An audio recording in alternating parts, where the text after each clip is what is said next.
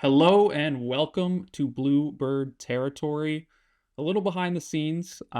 This is our second crack at recording today. You will hear the rest of episode one with myself, Mitch Bannon, Kevin Plar, and Ricky Romero coming up after our beautiful intro music. But the Blue Jays decided to dump a lot of news on us today as spring training is open, and we wanted to talk about it because there's some big trickle down effects across the entire roster. To catch everyone up, if you don't know, Anthony Santander is going to be out for 5 to 6 months with shoulder surgery. Shane Bieber is having his spring ramp up pushed back due to some forearm issues.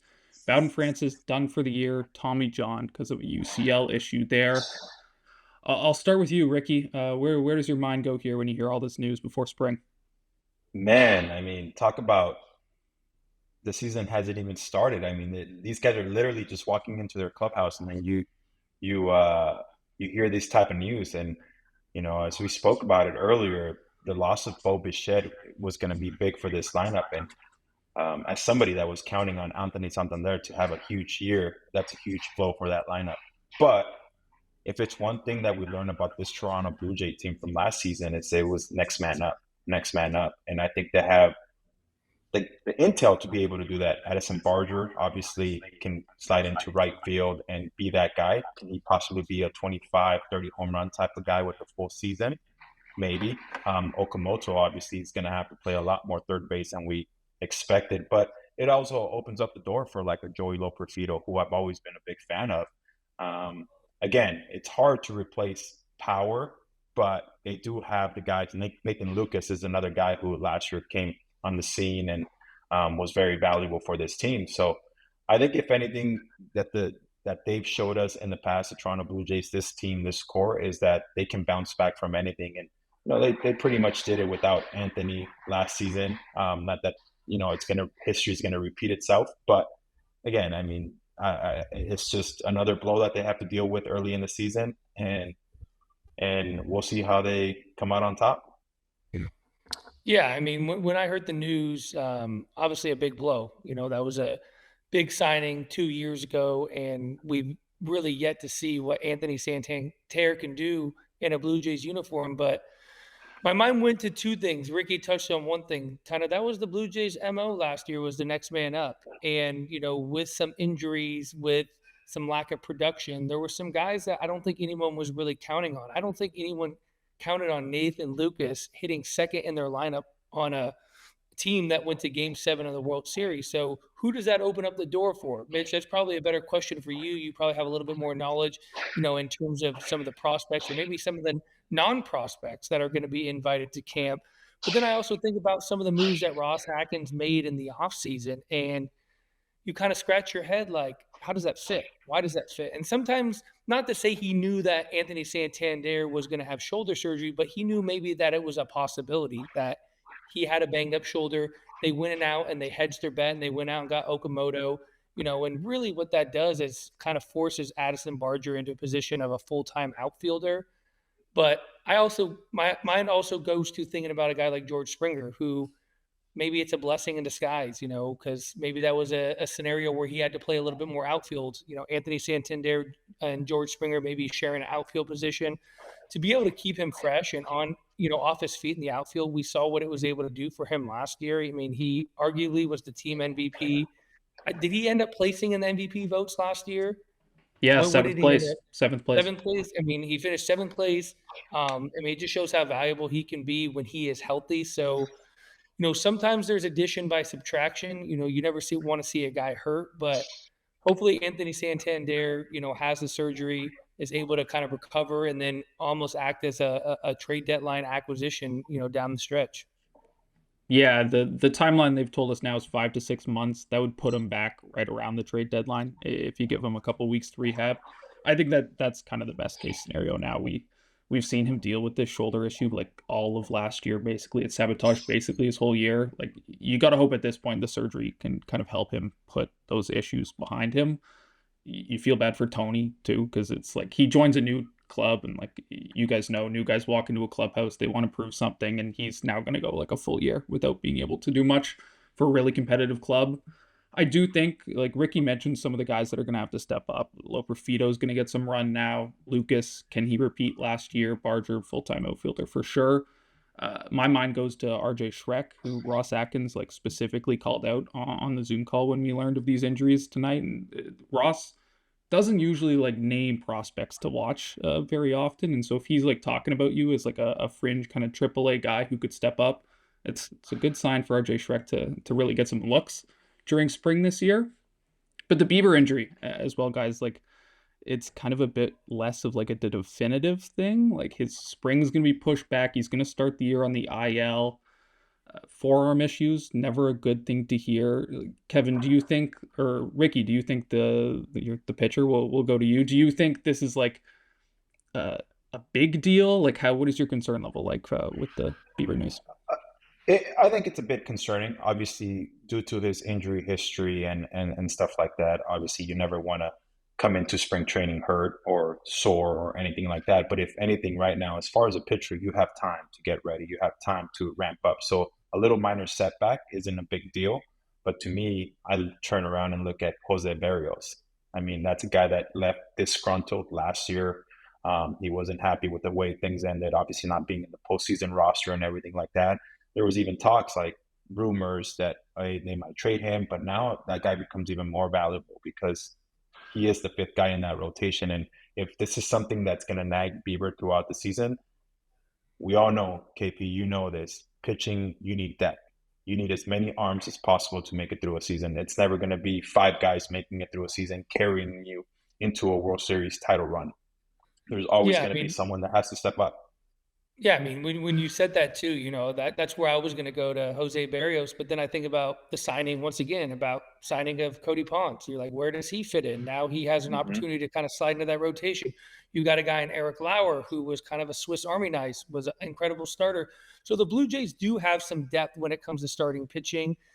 Obviously, there is a little bit of concern, and Mitch, you would probably know this a little bit better than me because when I came on last year, Bowden Francis was already gone for the year. I don't think maybe everyone knew that he was kind of trending towards Tommy John, but in my thought, that was a guy that they felt like they were going to get back at some point this year too, and add some depth because he had a magic. What was it? 2 years ago, he kind of had a magical run. I mean, I was on the team that he almost no hit twice, like in 2 weeks. And he was starting to like really show himself in form of what he could potentially be. And then, he got hurt, kind of got thrown out of the rotation. And my last point is kind of something we talked about in our group message. What Ricky had brought up, does this potentially open the door for a reunion for a guy like Max Scherzer or Chris Bassett? Yeah, I think like that's where mine goes as well. Because yeah, Francis, from what I understand, from what was told to us tonight, they were expecting to have him this year. He probably wasn't going to be in the 5-man rotation, but maybe he's the seventh, eighth, or ninth guy. And this was like I don't know what the specific term is, but this is he threw one pitch ramping up in spring, and he's like, oh, I need Tommy John. It wasn't like kind of building towards this. It was kind of a freak accident. And so yeah, you lose potentially two guys from like your top seven or eight. This is a team that's like right at the top of like the final luxury tax threshold. They would have to blow by it to get one of these guys. But what do you guys think? Do you think this is like legit Bassett Scherzer time? I think so. I think one of them for sure. I think Chris Bassett was very valuable last season. Obviously, Max, we all know who he is and all the accolades he comes with. But Chris Bassett, to me, just the fact that you can use him in the bullpen as a starter and back and forth, and those type of arms become so valuable. And again, I'll touch on Barrios again. I think we saw. I don't know if you guys read the Schneider quotes about how things ended. Both sides wish they would have handled it differently. And I think you with that when you realize that as a player and as an organization, you're like, all right, let's come in with a clean slate.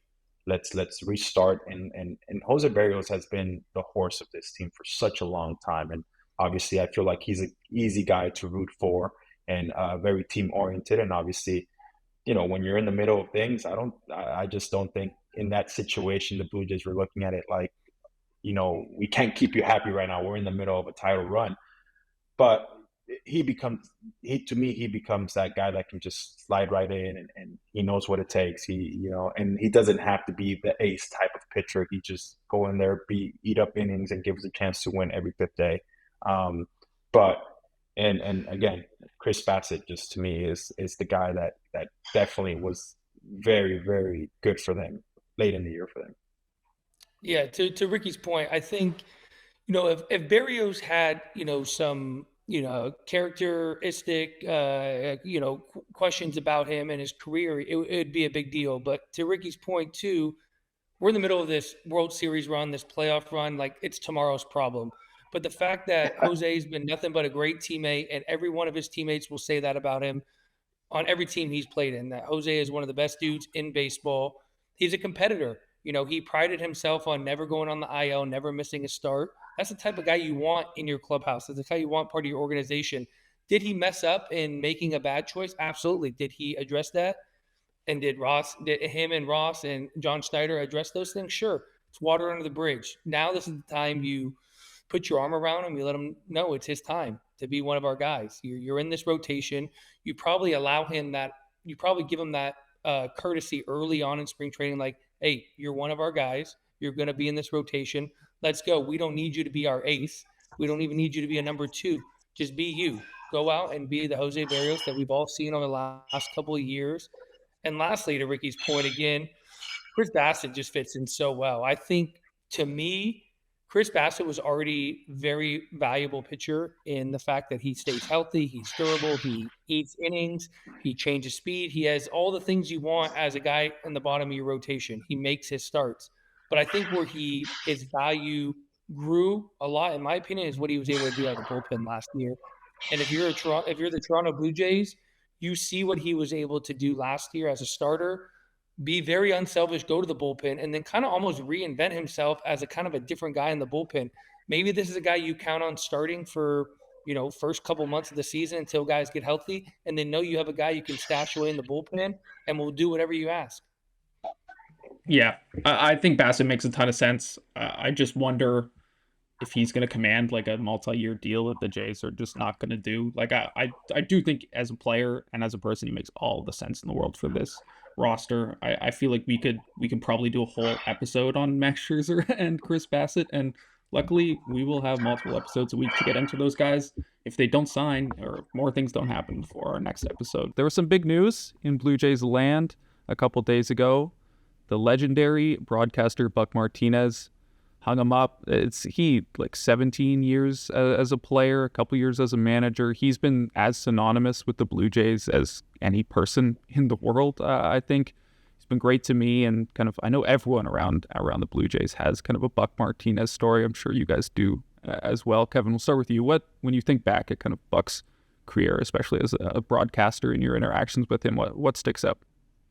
Yeah, I mean, when we talked about this, I was laying in bed the other night kind of thinking about what I wanted to say. And, me and Ricky grew up in LA kind of around the same time. Ricky's maybe a couple years older than me, but, I was thinking the soundtrack to my childhood was Vince Scully and what he meant to me as a broadcaster and being able to, turn a Dodger game on. And that's what I remember about my childhood in baseball, was listening to him. And then when I think about my major league career, Buck Martinez was the soundtrack of my major league career. I know I got a chance to play on 9 other teams after I left Toronto, but when I think about some of the most pivotal moments in my career, whether it was my first hit, robbing a home run, winning a division, playing in the postseason, it's all Buck Martinez's voice over those things. And, not only was he the soundtrack to my life, in my post career, I got a chance to work with him, and he became a mentor to me in the media space. He became a friend of mine. Getting a chance to spend time with him outside of baseball. And the thing everyone should know about Buck Martinez is, even though he wasn't working at the baseball field, baseball was everything to him. So when we were sitting at, dinner after a game, or we got a chance to have coffee in the morning, most of the conversations were surrounded by baseball. And boy, did he have some legendary stories. I mean, talk about someone who's lived literally 100 lives just in baseball, not only as a player, but as a manager and broadcaster and Team USA. And his stories about playing in Venezuela, at a time when it probably wasn't very safe to play in Venezuela. But I think about everything he was able to accomplish, coming back from his battle with cancer, what he meant to the city. Obviously it's a big loss in the Blue Jays community, but my heart is full. I know he's accomplished everything he's wanted to accomplish in the game of baseball, and getting a chance to know his wife. His wife's been along front seat with him everywhere he's gone. And I'm just excited that he's going to get a chance to, get home, spend some time with his wife, his kids, his grandkids. And, I don't think it's too long before we see his name up in the level of excellence in Toronto. Yeah, I mean, a little bit to what KP is saying. I mean, it's true. Not very many guys understand, and I think you have to play for the Toronto Blue Jays to understand what the Toronto Blue Jays means to the people, not only in Toronto, but in all of Canada. And I think Buck Martinez definitely played that role perfectly. I mean, not very many guys get to say they played at Exhibition Stadium. That's where it all started for the Toronto Blue Jays. And the fact that he saw that and the way he talks about that, how there was freezing cold nights there and playing baseball and all that, he got to live that. And the fact that he was able to tell those stories, as KP was saying, I mean, anytime you hear a story like that, I mean, it just locks you in immediately.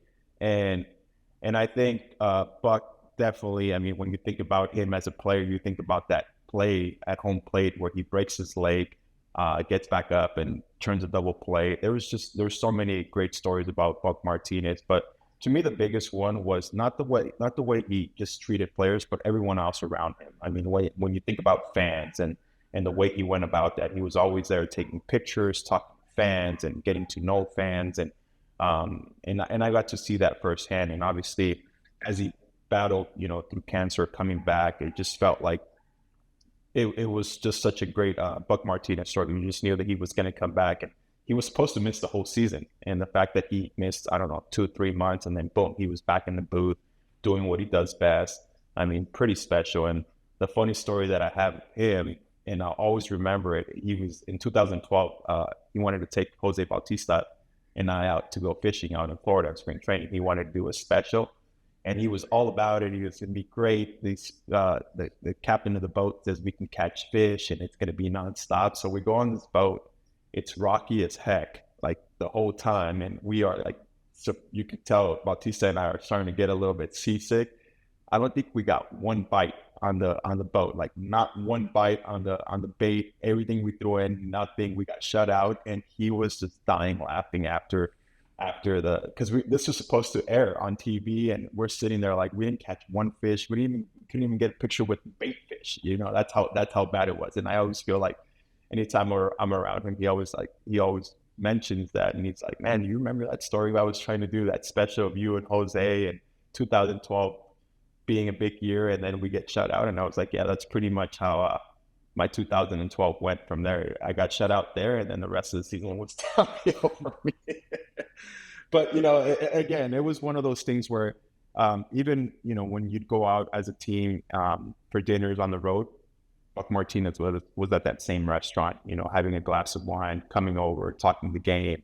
That's made him so special. And obviously, we could talk about his home run calls, his big calls, strikeout calls and stuff like that. But to me, he's more than that. He's a special person, and I hope he enjoys retirement next to his wife Arlene. And I'm sure it's going to be, we're going to miss him. We're going to miss the voice. And as KP said, hopefully one day we're able to see him on the level of excellence and celebrate him for everything that he accomplished as a player and as a broadcaster. Did the special ever air, or did the no fish made it on the cutting room floor? You know what? I'm trying to remember. I'm sure it aired. But I'm telling you, by the end of it, Jose and I were like dead asleep on the boat because we were just like, it was so choppy and windy, and it wasn't very good. Fair. Yeah, everything you guys said, I echo. Like, I've been around the beat for like 5 years now, and like day one, Buck is like, "Hey, how are you? What's your story?" Like, he's just very interested in other people, and I think that's why he had such a successful kind of like third career as a broadcaster. He just could genuinely connect with people and was like genuinely interested in their stories. And yeah, Kevin, you mentioned he's lived 100 lives in baseball. I got a drink with him in Anaheim last year. We were watching a Leafs playoff game.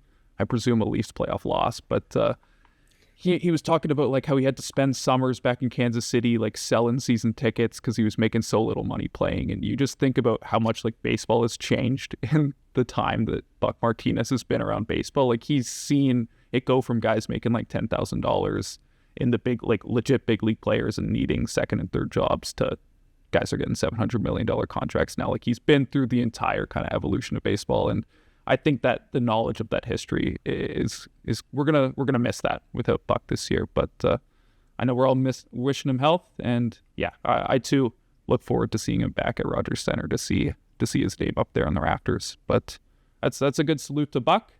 Now we'll get to the 2026 Blue Jays. Spring training is opening now. It's gonna be fun. I think those first couple days are like actually kind of fun. I don't know. At least for like the media members, it's fun because we've been sitting on our couches for a couple months. I don't know. What are the first couple days like for you guys? Like, is it the same kind of like first day of school vibes, or is it already kind of dragging? Yeah, I mean, I guess the first day of school vibe is kind of a good analogy. You know, I think back, and obviously this year is going to be a little bit different because I think in years past there was this little bit of a monkey on their back. You know, they've had success, and I think that's an important thing to point out. Obviously, you know, four strikes away or 2 outs away from winning a World Series, but even up until that point, the Blue Jays have had some level of success over the last handful of years. They've been able to get to the postseason. They just haven't been able to win a game or a series. So to say they haven't had success is unfair, but the monkey is off their back now. They know what it's like to win in the postseason. You know, and I think back to 2015, in the offseason of 2015, when the team I was on was able to get to the postseason. I just think about those conversations in the offseason with all the guys on the team, you know, and then as you get new guys, you're putting them in the group chat and you're kind of just keeping this momentum going, and you're holding each other accountable. Like, hey, you get your workout in. Yeah, you hitting, you know, how's your swing, blah, blah, blah. And the hard thing is you have friends. These are your legitimate friends, but you're also so excited to get home in the off season, spend time with your friends at home, your family, your kids. So you don't get a chance to see each other. So getting back to spring training for the first time is such a good feeling. You've been talking to these guys, you've been FaceTiming them, and then you're in the same clubhouse again. And then all those kind of feelings come back. And, you know, hopefully this team just kind of picks up where they left off, because, you know, the biggest story in addition of their success was just how tight of a group it was. You know, and I know that's not going to change overnight. These guys are going to get back in the clubhouse. Obviously, there's some big losses in personalities and also performance, but, you know, what they've been able to build foundationally in terms of their collective goals and their chemistry, I mean, it's such a good feeling to get back to Florida and Dunedin, and obviously the facilities they have there. Everyone's probably just chopping at the bit to, you know, get around the turtle during batting practice, you know, talk their smack with each other, start competing. You know, that's the biggest thing, is you just really, that level of competition really, you know, starts to go up, whether it's in the weight room, batting practice, you know, who's going to last longer in the cold tub, you know, just all those kind of good feelings come back, you know, those first couple of days of spring. Let's dive into those adds and losses before we get to you, Ricky, just to remind the people what we're working with here. These are kind of the major ins and outs we have for the video audience. The Jays signed Dylan Cease. That was the big ticket of the offseason for them. They brought in Cody Ponce to reliever Tyler Rogers and Kazuma Okamoto. The losses, Bo Bichette, Max Scherzer, Chris Bassett. Scherzer and Bassett still free agents, so I put a little asterisk beside those guys, and reliever Sir Anthony Dominguez. There's also Ty France, some other names, kind of Chase Lee was brought in as well, but those are the big hitters for sure. What do you think, Ricky, from your experience, the vibes of kind of like after an off season like this, a lot of changes will be in these first couple days? Yeah, I think the vibes are going to be really good. I think anytime you're able to come off the success that they had last season and you're still continuing, you have a front office that's continuing to add pieces, championship type pieces, I think it definitely changes.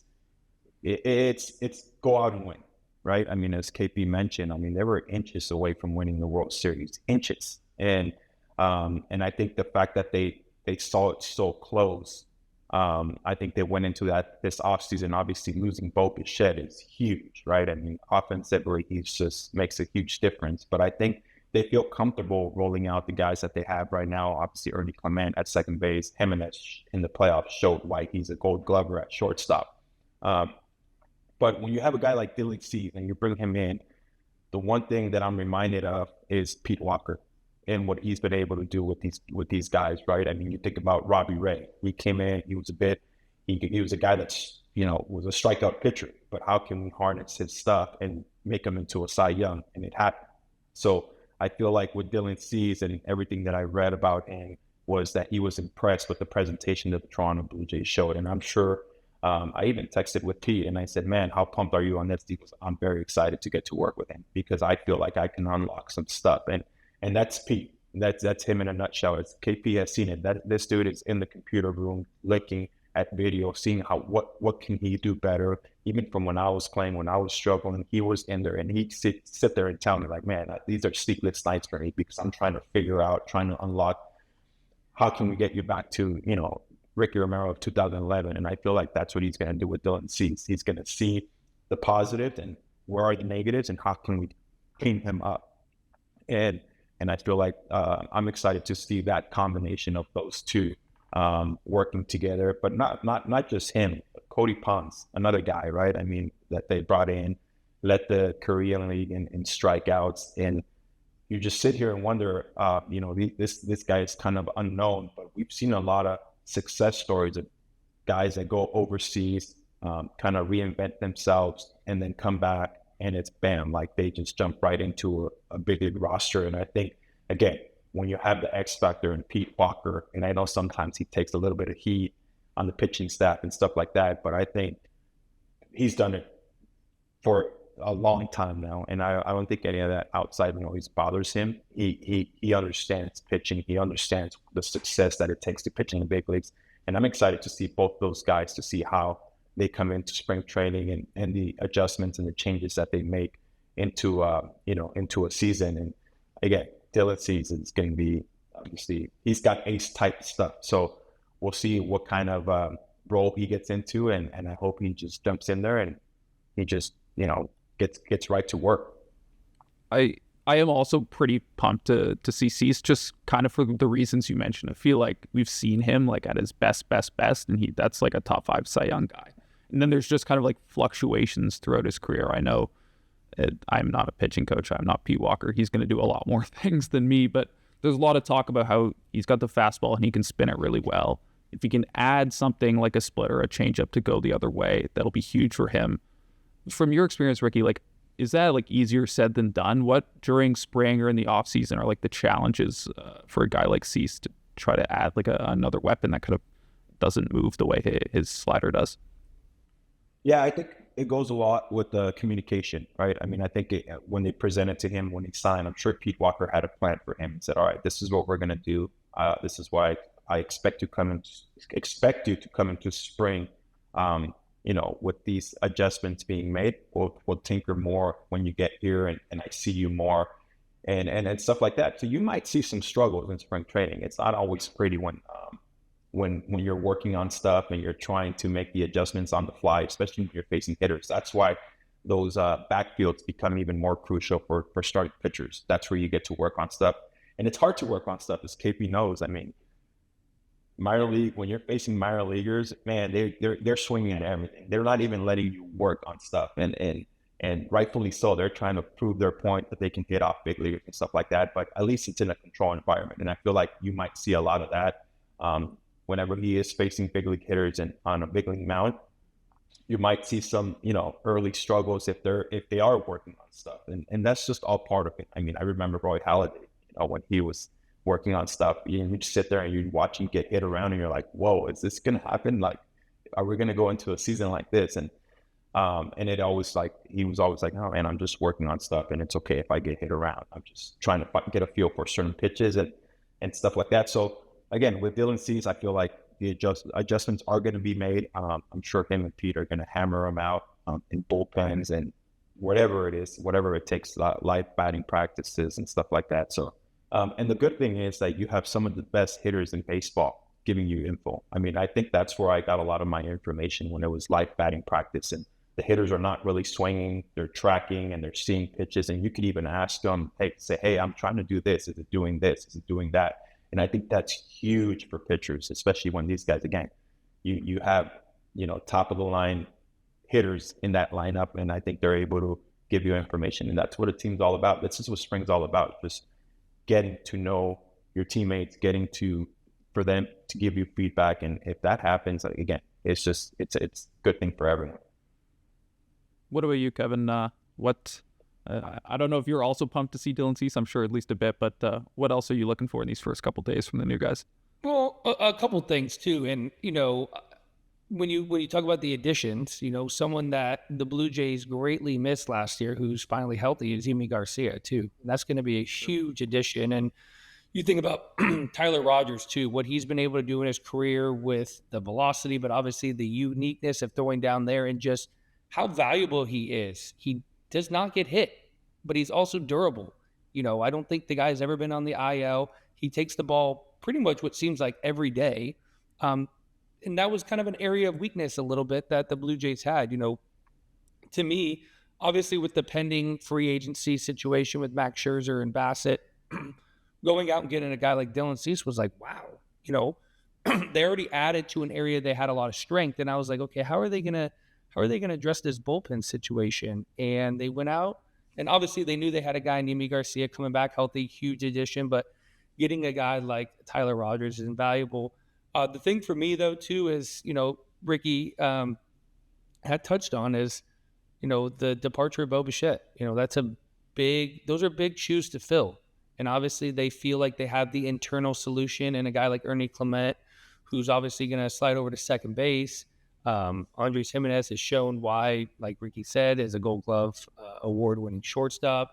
He's going to stabilize that position from a defensive standpoint, where Bo struggled a little bit, but let's not get this twisted. Bo, in my opinion, is a top 5 hitter in baseball, and that's going to be that's a big area that they're going to have to fill. And whether he slotted in front of Vladdy or behind Vladdy, those two in tandem is really why the Blue Jays were able to get to where they got to. And it's easy to maybe discredit a little bit of the things that Bo did, because we think about the stretch run down, in September, and then obviously the run through the playoffs. They did it without Bo Bichette, but they're not in a position they were in without Bo Bichette. And, they feel like they got the guy in Ernie Clement, and Ernie on the biggest stage last year showed why the team has the confidence in him to, play that position and play every single day. The one thing I'm a little bit concerned about, and I don't blame him one bit, going to play with Team USA, it's just, does he get enough at-bats? Does he get enough reps to, be ready to be an everyday player? I know Ernie, he's going to work extremely hard. He's only going to get better by being around those quality of players and caliber of players. You just hope, obviously Team USA plays to the very end and wins it, because, obviously I'm American. I'm going to be rooting for Team USA to win this thing.